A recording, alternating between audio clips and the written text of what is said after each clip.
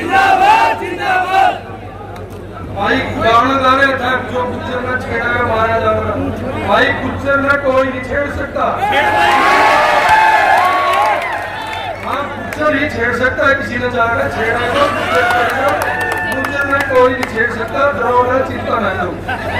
भाई कलाकार साथी, पत्रकार साथियों, सर्वप्रथम मैं अपनी तरफ से और कैथल जिले की सरदारी की तरफ से आदरणीय अतुल जी प्रधान का, उनके साथ आए समस्त टीम का, भाई करणजीत सिन्हा का, राजकुमार जी डोडपुर का, सबका कैथल की पावन पवित्र भूमि पर पहुंचने पर हार्दिक अभिनंदन करता हूं, स्वागत करता हूं। साथियों, थोड़ी देर पहले हमारे प्रेस के साथी पूछ रहे थे कि आपका राजपूत समाज के साथ क्या झगड़ा है। हमने कहा कि भाई प्रेस वाले साथियों, तुम झगड़ा दिखा देते हो, तुम बात का बतंगड़ बना देते हो। राजपूतों के साथ हमारा कोई झगड़ा नहीं किस टाइप का। राजपूत समाज हमारा भाई है। अतुल जी चाहे पुरानी जब से भी राजनीति करते हैं, हमने 76 राजनीति भी करी। भाई ओम प्रकाश राठी जी क्योड़े कार के एसडी कॉलेज के प्रेसिडेंट बने। भाई नरेश राणा जी बाता के आरकेएसडी कॉलेज से प्रेसिडेंट बने। युवा साथियों ने मेरे को चुनाव लड़ा दिया, मैं भी जीत गया। और राजेंद्र राणा जी अपने क्योड़े के साथी, मतलब 10 प्रेसिडेंट आरकेएसडी कॉलेज में गुर्जर ग्रुप के, राजपूत ग्रुप के बने। और अतुल प्रधान जी वो चुनाव हमारा, हम समझते हैं कि विधानसभा से भी बड़ा चुनाव होता था। साथियों, ये युवा साथियों को शायद उस बात का पता नहीं होगा, चौधरी विजय जी राजपूत समाज के बड़े नेता थे। जब उन्होंने चुनाव लड़ा, किसी गुर्जर समाज के गांव में किसी परिवार के आगे वोट मांगने की जरूरत नहीं पड़ी। चौधरी राम सिंह जी राणा अपने ट्योठा गांव से थे। समस्त गुर्जर समाज ने जितनी वोट भी पोल की बिशन सिंह राणा के हक में पोल करी। फिर लोकसभा का चुनाव आया, श्याम सिंह राणा जी ने चुनाव लड़ा। ये बताने वाली बात है साथियों, श्याम सिंह जी राणा ने क्योड़क जैसे महानगर में आने की जरूरत नहीं पड़ी। अकेले क्योड़क गांव से अतुल प्रधान जी इतने वोट शायद राव सुरेंद्र जी ने और लीला राम ने नहीं मिले जितने श्याम सिंह जी राणा को मिले। मेरा कहने का तात्पर्य है, हमारा भाईचारा है, परंतु राजपूत समाज के लोगों को भी, भाइयों को भी अपने संयम में, जब्त में रहना चाहिए। कई साथी उनके बड़ी भद्दी टिप्पणियां करते हैं, टिप्पणी हम भी कर सकते हैं। और हम ये कह सकते हैं साथियों, हिंदुस्तान का इतिहास है, राजपूत रेजिमेंट आया हिंदुस्तान के अंदर। अगर राजपूत रेजिमेंट में से गुजरों को निकाल दे, मैं कहता हूँ राजपूत रेजिमेंट का कोई औचित्य नहीं। हमारे चांदपुरी जैसे जिस पर गदर फिल्म बनी है, आप सभी हिंदुस्तानियों देखे, उसके ब्रिगेडियर कौन थे? गुर्जर थे, राजपूत रेजिमेंट में थे। मेरा कहने का मतलब यह है कि हमारा आपस में इतना घनिष्ठ संबंध है, उनको छोटी छोटी बातों को मतलब तोड़ना मरोड़ना नहीं चाहिए। क्योंकि आज इस बात के पक्के सबूत हैं कि मिहिर बहुत ही प्रतिहार सम्राट, गुर्जर सम्राट गुर्जर थे।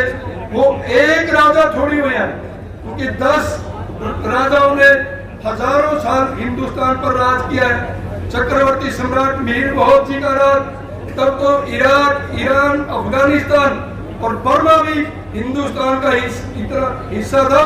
और वो चक्रवर्ती सम्राट थे जहां मीर बहुत जी ने राज किया।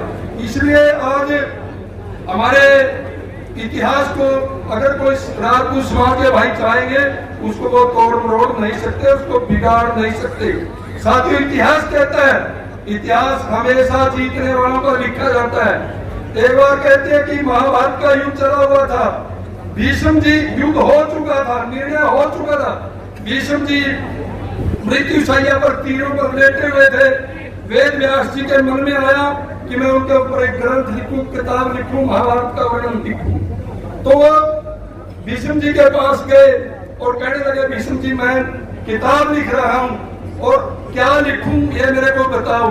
तब भीष्म जी ने कहा कि इसमें सच्चाई लिखनी है, और सच्चाई ये है कि युधिष्ठिर दुर्योधन जैसा कोई धनुर्धारी दुर्योधन जैसा कोई गदाधारी नहीं था, कर्ण का कोई मुकाबला नहीं था, द्रोणाचार्य का कोई मुकाबला नहीं था, अश्वत्थामा का कोई मुकाबला नहीं था। उसके मन में आई कि मैं जाकर श्री कृष्ण जी से भी पूछूं। वो कृष्ण जी के पास गए, कृष्ण जी से कहने लगे कि मैंने किताब लिखनी है, मैंने ग्रंथ लिखना है और इस महाभारत पर मैं क्या लिखूं। तब श्री कृष्ण जी ने कहा कि जो सच्चाई है वो लिखो। अर्जुन का कोई मुकाबला नहीं था, युधिष्ठिर जैसा कोई छुरीबाज, नकुल जैसा कोई तलवारबाज नहीं था और भीम जैसा कोई गदाधारी नहीं था। वेद व्यास जी, अर्जुन जी कहते हैं कि वेद व्यास जी चक्कर में पड़ गए। वो वापिस आए और भीष्म से कहने लगे कि जी श्री कृष्ण जी तो ये कह रहे हैं। तब श्री भीष्म जी ने कहा नहीं, आप इतिहास इस बात का गवाह है कि कर्ण का कोई मुकाबला नहीं, दुर्योधन का कोई मुकाबला नहीं। वो कंफ्यूज हो गए, दोबारा श्री कृष्ण के पास गए कि उन्होंने कहा कि बिल्कुल सच लिखना, सच के सिवाय कुछ नहीं लिखना। श्री कृष्ण जी के मन में आई कि ये भीष्म ऐसे नहीं मानेगा, बोला लिखो और बिल्कुल सच्चाई लिखो।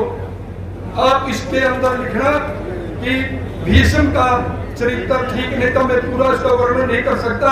और तो वेद व्यास जी सस्पेंस में पड़ गए। दोबारा भीष्म जी के पास आए कि जी श्री कृष्ण जी तो ये कह रहे हैं आपके बारे में।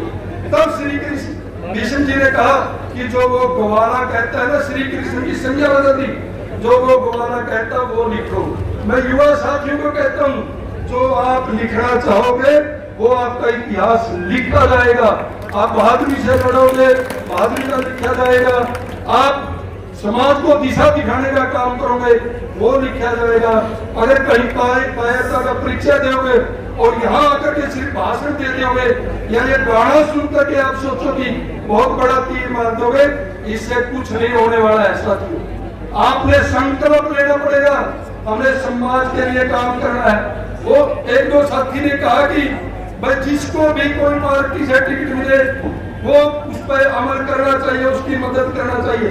मैं सभी युवा साथियों से कहता हूँ, लंबी बात नहीं करूंगा, कि उन सभी साथियों ने उस पर अमल भी करना चाहिए। साथियों, आप जैसे युवा साथियों ने, मेरे जैसे साथी को, इस गुर्जर समाज ने, अब्दुल जी हमारी शहरी सीट है और गुर्जर समाज की थोड़ी सी वोट है, इस युवा ब्रिगेड ने इन गुर्जर सरदारी ने एक बार नहीं, शहरी सीट से मेरे जैसे सबसे छोटे आदमी को 2-2 बार विधानसभा में देखने का काम किया।